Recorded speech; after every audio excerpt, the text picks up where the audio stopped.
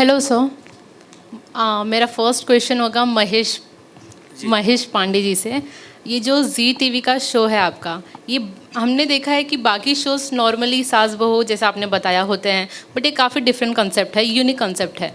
और आपने इसमें एक ट्विस्ट भी रखा है, थ्रिलर एज इन, जो बाद में आप रिवील करेंगे। तो मैं ये पूछ सकती हूँ, ये जो ट्विस्ट है ये पुनर्जन्म को लेके कुछ है? नहीं नहीं नहीं, नहीं। नो पुनर्जन्म, जो भी हो रहा है इसी जन्म में हो रहा है। ओके। तो काइंडली आप एक हिंट दे सकते हैं छोटा सा, जो ट्विस्ट आप बोल रहे हैं नहीं नियति। देखिए, वो तो नहीं बोल सकता, पर तो जी मेरे को ही हटा देगा। तो बेसिकली देखिए, कहानी बेसिकली सिंपल है। एक तड़के की आदत हो चुकी है हिंदुस्तान की ऑडियंसेस को टीवी देखते वक्त, ठीक है ना। अगर हम उनको सीधा सीधा शो बताने जाएंगे कि ये कहानी थी और ऐसा था, तो ऑब्वियसली वो कोई देखता नहीं है बेसिकली। और आजकल की व्यूइंग बहुत ज़्यादा टफ हो चुकी है, कंपटीशन बहुत ज़्यादा बढ़ चुका है। सो ऑब्वियसली एक एंगल है थ्रिल का इसके अंदर, थ्रिल इन टर्म्स ऑफ एक सस्पेंस है, थ्रिल नहीं बोलूँगा, एक सस्पेंस है कहानी के अंदर, कि जो इसकी दिमागी प्रॉब्लम हुई है अभिमन्यु की, हिमांशु की, वो क्यों हुई है। और वो एक सवाल का पता लगाने की जो जर्नी है वो आफ्टर द मैरिज स्टार्ट होती है। जब इनकी शादी हो जाती है उसके बाद वो जर्नी स्टार्ट होती है कि जिसमें she starts finding out that कि मेरे हस्बैंड को एक्चुअली ये प्रॉब्लम जो हुई है ना, वो पर्टिकुलर वजह से हुई है और उसके पीछे कोई है। तो वो उसके पीछे कोई अपना है, कोई पराया है, कोई और है, वही कहानी है। और मेनली हमारा फोकस, क्योंकि इस शो के हमने एक्चुअली 3 ड्राफ्ट लिखे थे। तो पहला वाला सुपर थ्रिलर था, ठीक है। दूसरा वाला सस्पेंस थ्रिलर था, तो किसी में रोमांस आ ही नहीं रहा था। तो तीसरा ड्राफ्ट जब हमने लिखा, तो एक्चुअली इसके पीछे की एक कहानी भी है कि ये actually we are working on this story from last like 3 years।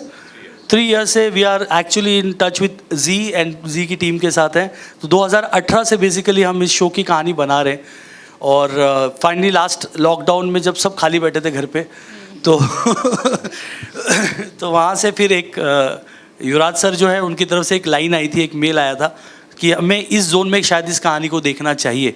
फिर हमने उस कहानी को डेवलप किया, सबने मिल के एक जोर लगाया। तो फाइनली हमने उसको तोड़ लिया कि हमें क्या करना है एक्चुअली इस कहानी के अंदर। तो सस्पेंस है, जैसा आपके सवाल का जवाब है। अभिमन्यु से जुड़ा हुआ एक राज है जिसके बारे में बेसिकली नियति पता लगाएगी इवेंचुअली। तो वो उसके बाद आगे जो कहानी चलेगी वो चलेगी। So my next question is for Himanshu sir. आपने पहले जैसे कि एक जन ने पूछा माइथोलॉजी में ये किया है, तो ये जो आपका शो है अगर तुम ना होते, उसमें आपका थोड़ा एक एंग्री यंग मैन वाला लुक दिखाई दिया गया है। तो अब मैं जानना चाहूँगी, जो कैरेक्टर आप प्ले कर रहे हैं बाकी सबसे तो काफ़ी अलग है, तो कुछ डिफ़िकल्टीज आई? क्योंकि आपका जो मैंने सुना है रियल कैरेक्टर भी थोड़ा ऐसे ही है। रियल जो आपका नहीं, वो एक्चुअली मेरी वाइफ बोलती रहती है ऐसे, आप उसको सीरियसली मत लो। Okay. वो हमेशा बोलती है मुझे कि तू राम करा था लेकिन तू रावण है जी। तू बुद्ध किया तू अंगुली माल है। वो हमेशा बोलती है वो जस्ट फन था, मैं ऐसा नहीं हूँ। हाँ, लेकिन गुस्सा किसको नहीं आता, सारे रस होते हैं उसमें। नो, और जो जिसकी भी शादी हो गई है उन्हें पता होगा कि वाइफ तो कुछ भी बोल सकती है ना, उसे छूट है, वहीं से पता लगा होगा आपको।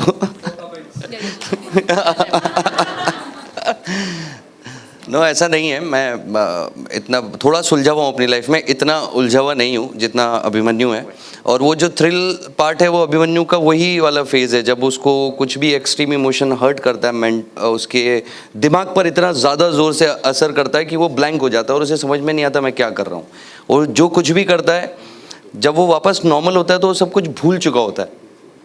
तो मतलब सब लोग ही थ्रिल हैं इसमें कि ये हो क्या रहा है, इसके साथ क्या चल रहा है, मतलब कल तो ऐसा था आज ऐसा कैसे हो गया एकदम से। तो वो थोड़ा सा है डिफ़िकल्ट रहा भी, और शायद अभी भी हम उसको और बेटर करने की कोशिश ही कर रहे हैं एज एन एक्टर। मतलब मैं भी ट्राई कर रहा हूँ कि और कैसे मैं उसको बेटर कर सकूँ, क्योंकि अभी तो 1-2 इमोशन ही आए हैं जो थ्रिल वाले हैं। अभी और आगे जैसे जैसे महेश भाई की कलम चलती रहेगी मेरा और ज़्यादा स्ट्रगल चलता रहेगा इस कैरेक्टर को और अच्छा बनाने के लिए। Thank you. Hi Anita, my question is to you. So first of all, congratulations for this show. Thank you. And promo में जितना हमने देखा, it's not a normal relationship which you are sharing with your on-screen son. So anything which you want to say about your character and किस तरह का रिश्ता आपके बेटे के साथ देखने मिलेगा शो में? मैं इसके स्टेप मॉम हूँ but I am a very positive step mom, not like जैसे सीरियल्स में दिखाई जाती है. बहुत ही प्यारा रिश्ता है बेटे के साथ. It's more of a friend rather than mom. And इससे ज़्यादा मुझे लगता है आप लोग देखें तो ज़्यादा मज़ा आएगा, फिर सब कुछ बताने का फ़ायदा नहीं है. क्या बात है, राइट? उसी के लिए बना भी रहे हम, तो आई गेस यू गाइज आप लोग फीडबैक दीजिए हमको देख के.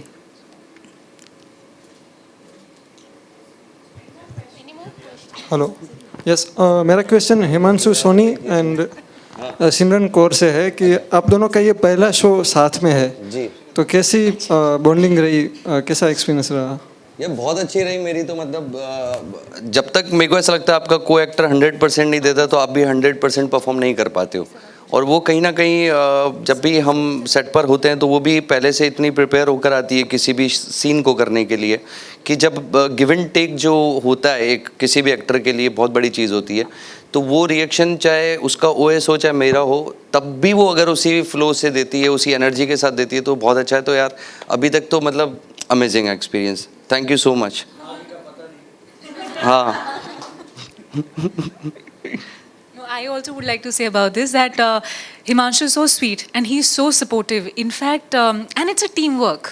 So जब भी हमारे scenes होते हैं उसके पहले he's like let's rehearse. So it's very important, you know, when you're so dedicated towards your work and you're so passionate about it.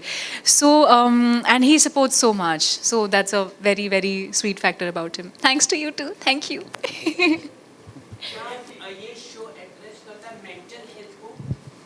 Hello Mahesh ji. जी मेरा सवाल आपसे है. अच्छा सवाल आया था. हाँ देखिए, एक मेंटल इशू है जो जिसको हम एक्चुअली शब्द नहीं देना चाहते, बट एक दिमागी प्रॉब्लम है. जैसे हिमांशु ने बहुत ही क्लियरली कहा कि अगर किसी भी तरह के वो एक्सट्रीम इमोशन से गुजरता है तो एक सेकंड के लिए वो फेज आउट हो जाता है, अपने नॉर्मल उस थॉट से बाहर आ जाता है. और वो एक कहीं ना कहीं बहुत ही टेक्निकलिटी जो है वो आपको इवेंचुअली जब आप शो देखेंगे तो आपको पता चलेगा कि वो है. हम बहुत सेंसिटिव तरीके से उसको डील ज़रूर कर रहे हैं बिकॉज पीपल आर देयर जो इस तरह की किसी तकलीफ से गुजरते हैं. तो हमने उस चीज़ का हमने ध्यान रखा है कि हम थोड़ा सेंसिटिव इस चीज़ को डील करें, क्योंकि हॉस्पिटल और एक नर्स और एक पेशेंट, जैसे आपने नियति का देखा, वो बहुत विजुअली थोड़ा सा बोरिंग हो जाता है टीवी व्यूइंग के पॉइंट ऑफ व्यू से. सो हमने बहुत मेक श्योर किया है कि थोड़ा इसलिए नियति शायरी कर लेती है, नियति हंस लेती है, बात कर लेती है और दूसरों की तकलीफ समझ जाती है. ज़्यादा ओवर ड्रामेटिक नहीं है नियति. अगर आप देखें तो पूरा ओवर ड्रामेटिक अभिमन्यु ही है, ठीक है ना. जो भी करता है एक्सट्रीम में करता है. बारिश में कौन बैठ के चाय पीता है, मतलब वो बारिश में भीगता है और कौन चाय पीता है बैठ के. मोहल्ले में इतना करोड़पति आदमी है कि हॉस्पिटल खरीद सकता है, लेकिन फिर भी एक चाय के डब्बे पे टपरी पे खड़े होकर बैठ के वहाँ पे एक लड़की को छतरी उतारते हुए देख रहा है. थोड़ा सा ओवर ड्रामेटिक है. मुझे लगता है लवेबल कैरेक्टर है अभिमन्यु. और नियति थोड़ी सी, मैं अगर ये कहूँ तो ये राम है और वो कृष्ण है. अगर मैं बहुत सिंपल से कोई मर्यादा है इनके अंदर, एक वचन जो दिया है उसको निभाने की ताकत है. और वो कृष्ण है, वो कभी भी कोई भी रूप ले सकते हैं, लेकिन जो भी करेंगे सही करने के लिए ही करेंगे. मतलब वो अपने जाने में तो अपने उस जोन में भी वो अपने आप को हर्ट कर सकता है, लेकिन वो सामने वाले को पूरी कोशिश करता है कि वो हर्ट नहीं करे जब तक वो उसके पर्सनल स्पेस में नहीं आ जाए. तो हम उस तरह से हम उसको टैकल कर रहे हैं. मैं अभी ये भी देख रहा था, मुझे लग रहा था बैकग्राउंड मुंबई का दिखा रहे हैं जी, महानगर से रिलेटेड 5% छोटे शहरों में. तो आपकी कहानी उन 65 के लोगों के बीच में कैसे पहुंच पाएगी, उनके दिलों में कैसे जगह बना पाएगी, क्या ट्विस्ट है इसमें? तो देखिए, मैंने जैसे कहा कि कहानी जो है मुंबई से शुरू ज़रूर हो रही है, लेकिन जा तो उत्तर प्रदेश ही रही है. इवेंचुअली शादी करके ये उत्तर प्रदेश में ही शिफ्ट होगी कहानी. पहला पॉइंट जो टेक्निकल आंसर हम उसको करना चाहे तो ठीक है ना.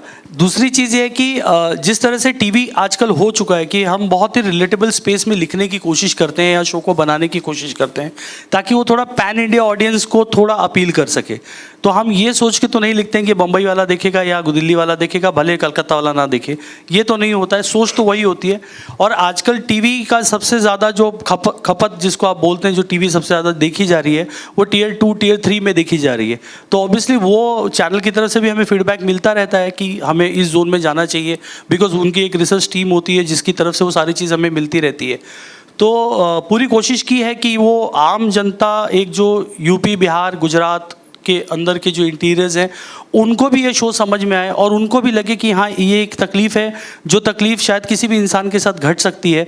और उसके अगल बगल की जो हमने दुनिया बनाई, जैसे आप एक माँ देखते हैं, माँ का इमोशन, चाहे वो मुंबई हो, चाहे वो बेतिया हो तो कहीं का भी हो, इमोशन माँ का सेम ही होता है, ठीक है। एक पत्नी का इमोशन पूरे हिंदुस्तान में मेरे को लगता है कि वो एक आदत, एक सोच बहुत क्लियर है कि my husband is my world, basically जो थॉट है, तो वो पत्नी का इमोशन वही है। और वो पति की भूमिका में जब वो करेंगे तो वो भी वही करेंगे जो एक आम पति करता है। तो रिलेशनशिप जो है, हमने उसको बहुत ही ज़्यादा हमने पैन इंडिया बनाने की कोशिश की है। जहाँ आज भी हिंदुस्तान की जो सबसे बड़ी ताकत है, वो ताकत ही है रिश्ते जो हम बनाते हैं बेसिकली। तो हम और टीवी भी चलता है उन्हीं रिलेशनशिप के ऊपर ही चलता है। टीवी ज़्यादा ड्रामों पे और इन सब पे चलता है नहीं, बिकॉज देखने वाले भी जो लोग होते हैं वो शायद अपने आप को उसके साथ को रिलेट कर पाते हैं, उस इमोशन के साथ, इसलिए लोग टीवी इतने ज़्यादा देखते हैं। तो उसका बहुत ही स्पेशली ध्यान रखा है कि वो जो 65% ऑडियंस है वो ना छूटे। 35 छूटती तो छूट जाए कोई टेंशन नहीं है। 65 नहीं छूटे sir. Hi, this is Riddhi from Telechaska. So मेरा आप सबसे ये क्वेश्चन है कि इस शो के थ्रू आप क्या मैसेज देना चाहते हो ऑडियंसेस को? प्यार बहुत बड़ी चीज़ है, प्यार बहुत बड़ी ताकत है। और प्यार के अलग अलग रूप होते हैं। कभी आपने एक बॉयफ्रेंड गर्लफ्रेंड के रूप में देखा, एक पति पत्नी के रूप में देखा, लेकिन एक डिफ़िकल्ट सिचुएशन में भी प्यार कैसे सर्वाइव करता है। कि बहुत सारे हमने रिश्ते देखे कि भाई शादी के बाद पति पागल होता है, तो भाई पति या पत्नी में से कोई एक दिमागी तौर से अगर आप ख़राब हो जाता है दिमाग, तो आप अलग हो जाते हैं लोग, ओके। क्योंकि वो बर्डन कोई लेना नहीं चाहता कि अब ये बोझ बन चुका है मेरे लिए या बोझ बन चुकी है मेरे लिए। तो this is the beauty of our show, that कि हम इसमें एक्चुअली प्यार में लोगों को हमेशा मरते हुए देखा है हमने। ये प्यार में लोगों को जीना सिखाएगी ये कहानी, कि लोगों को प्यार में जीना कैसे है। तकलीफ़ आई तो तकलीफ़ में लड़ना कैसे। तो ये शिद्दत है, ये प्यार है जो बांध के रखती है, रिश्ते की वैल्यू करती है। तो ये इस कहानी का एक्चुअली कहना हम यही चाहते हैं। चाहे वो माँ बेटे का रिश्ता हो, चाहे पति पत्नी का रिश्ता हो, चाहे मामा भांजा का रिश्ता हो, हर कोई इस कहानी के अंदर, nobody is actually a villain. अगर आप ये शो देखेंगे, इस शो के अंदर कोई वैम्प करके हुए आपको नहीं दिखाई देगी, बड़ी बिंदी लगा के ऐसे नहीं घूम रही है, ठीक है। क्योंकि रियल लाइफ में कोई विलन नहीं होता। रियल लाइफ में हर आदमी अपने आप को जस्टिफाई कर समझता है कि ये रावण ने को भी अगर ये अंदाज़ा होता तो वो उतनी बड़ी गलती नहीं करता। रावण से बड़ा कोई प्रकांड पंडित नहीं था, लेकिन फिर भी वो गलत कर गया। तो वो हालात होते हैं जो इंसान को बेसिकली थोड़ा सा 19-20 जाते हैं, वो उसके नज़रिए से सही है, लेकिन शायद हमारे नज़रिए से वो गलत होता है। तो इस शो में कोई विलन नहीं है। इस शो के अंदर सिचुएशंस हैं, हम उस सिचुएशन के साथ डील कर रहे हैं, ये कहानी। महेश जी, क्या जो तकलीफ आपने दिखाई है, जो तकलीफ आपने जनरेट की है, उसका हल भी बताया वहाँ पे? हाँ सर। नहीं तो लोग इस शो को देख के उसी हल को ढूंढते रहें, डॉक्टरों को छोड़ दें। नहीं सर, हम उतने बड़े तो नहीं है कि हम इस तकलीफ का हल टीवी पे निकाल लें, लेकिन तकलीफ का हल बहुत देर बाद आएगा सर। अभी क्यों ढूंढना है, अभी चलने देते हैं शो। वह तकलीफ देख लेते हैं, तकलीफ को जितनी जल्दी ढूंढा उतनी जल्दी लेटर आ जाएगा। तो थैंक यू। तो Thank you so much, guys. I think we've had a fairly exhaustive round of Q&As. Interviews to chalte rahenge. We'll facilitate all of those at the round tables for the cast as well as the producers. So thank you so much. Thank you so much to the PR team, and we should do one photo op before we sign off, though. So if you all could just please stand up, and we'll call the photographers and the news channels to come forth.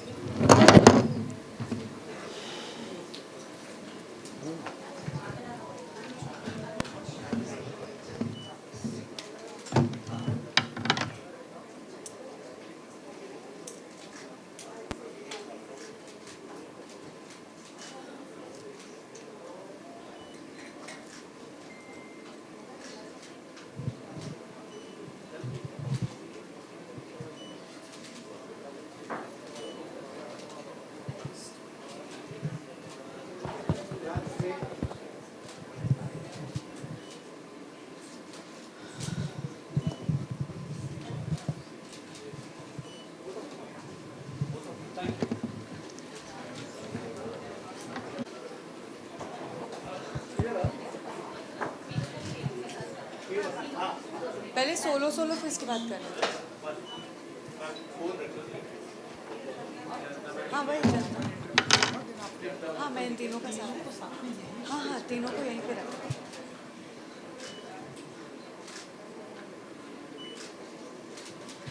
Thank you. Will do this in bit. So एक second.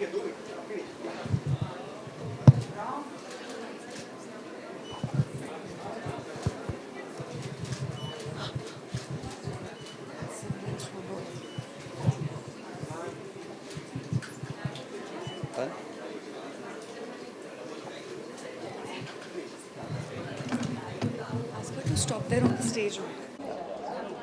Good to see you सभी से बहुत ही अच्छा लगा trailer जितना हमें दिखाया गया। अगर तुम ना होते, अगर आप आज यहाँ ना होते तो शायद यहाँ ये पीसी ना होती। बहुत ही अच्छा लगा। कैसा रहा एक्सपीरियंस ओवरऑल ये अगर तुम ना होते भी उसके बाद और भी बातें करेंगे तो आप बताइए कैसा लगा? यार मुझे तो बहुत अच्छा लगा क्योंकि काफ़ी टाइम के बाद मैं आई थिंक कोविड चल रहा था तो जितने भी शोज़ आ रहे थे ऑनलाइन इंटरव्यूज़ वगैरह PR वगैरह जो भी था लॉन्च वगैरह सब जूम पर ही हो रहा था। आई थिंक मतलब आज वैसी 2 साल पहले वाली फीलिंग आ रही जब हम शो लॉन्च होता था जाते थे आप लोगों से मिलते थे। It's a very good feeling right now. Madam आप बताइए, आप एक नर्स बनी है, नर्स का जो जितना फ़र्ज होता है मैंने देखा आपने पूरी तरह से कैसा रहा experience? मैं तो कैसे बहुत आप तो अपने कंट्रोल में रखा। मैं तो बहुत एक्साइटेड हूँ इस शो के लिए और मैं एक Later on वो डेवलप होगा राइट। राइट मैं बहुत ही केयरिंग और डेडिकेटेड नर्स का कैरेक्टर प्ले कर रही हूँ और I have huge respect for nurses and doctors and all the health care professionals. In fact अभी जब पैंडमिक का टाइम था तो सबने all these frontline workers they are are heroes और उन्होंने पूरे हार्ड वर्क के साथ काम किया है और सबकी लाइफ सेव की है। और जो हमारी स्टोरी है अगर तुम ना होते, ये बहुत ही इंटरेस्टिंग स्टोरी है। इसमें आपको ऐसे ऐसे कैरेक्टर्स मिलेंगे जो आपने कभी देखे नहीं होंगे, ऐसा कॉन्सेप्ट आपने पहले कभी देखा नहीं होगा।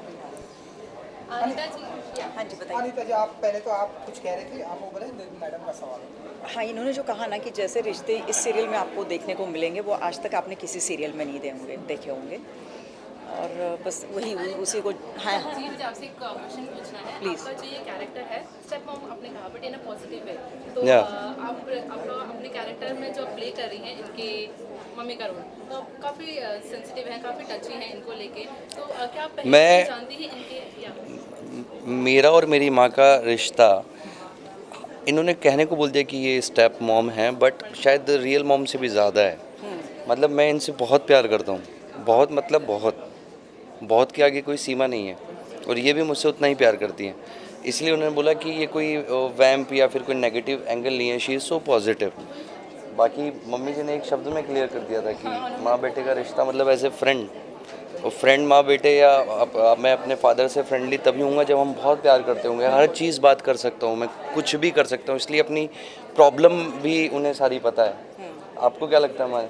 मुझे यही लगता है कि जैसे एक दोस्त का रिश्ता जो एक माँ बेटे या बाप बेटे के बीच में होता है उसमें डर नहीं होता और तभी वो दोस्त बन सकता है। करेक्ट।